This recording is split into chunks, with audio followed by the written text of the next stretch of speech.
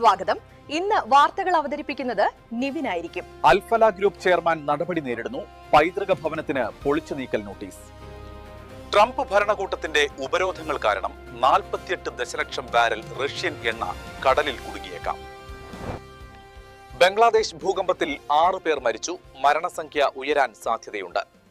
Iranian എണ്ണയുടെയും petroleum ഉൽപ്പന്നങ്ങളുടെയും വ്യാപാരത്തിന് US ട്രൈസിക്സ് petro, മറ്റ് Indian കമ്പനികൾ, വ്യക്തികൾ എന്നിവർക്ക് ഉപരോധം ഏർപ്പെടുത്തുന്നു. ഡൽഹിയിലെ എയർ ക്വാളിറ്റി ഇൻഡെക്സ് ഗുരുതരമായി. സ്കൂളുകൾ കായിക പ്രവർത്തനങ്ങൾ നിർത്തിവച്ചു. തിരുവനന്തപുരം, കൊല്ലം, പത്തനംതിട്ട, ഇടുക്കി എന്നിവിടങ്ങളിൽ ഇന്ന് ഒറ്റപ്പെട്ട കനത്ത മഴയ്ക്ക് സാധ്യതയുണ്ടെന്ന് മുന്നറിയിപ്പ് നൽകി IMD മഞ്ഞ അലർട്ട് പ്രഖ്യാപിച്ചു. ഇലക്ട്രൽ റോളുകളുടെ പ്രത്യേക തീവ്ര റിവിഷൻ മാറ്റിവെക്കാനുള്ള കേരള സർക്കാരിന്റെ അപേക്ഷ പരിഗണിച്ച് തിരഞ്ഞെടുപ്പ് കമ്മീഷന് സുപ്രീം കോടതി നോട്ടീസ് അയച്ചു.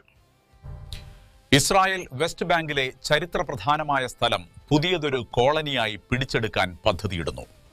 ഫെഡറൽ ജഡ്ജി ഐഡഹോ റെയ്ഡിൽ തടവിലാക്കിയ 16 കുടിയേറ്റക്കാരെ മോചിപ്പിക്കാൻ ഉത്തരവിട്ടു. കാരണം നടപടിക്രമ ലംഘനങ്ങൾ ചൂണ്ടിക്കാട്ടി. ഇന്ത്യൻ തേജസ് യുദ്ധവിമാനം ദുബായ് എയർ ഷോയിൽ പ്രദർശനത്തിനിടെ തകർന്നു വീണു. ഇന്നത്തെ വാർത്തകൾ ഇവിടെ അവസാനിക്കുന്നു. കൂടുതൽ വാർത്തകൾക്കായി വിപ്ര ന്യൂസ് സബ്സ്ക്രൈബ് ചെയ്യുക.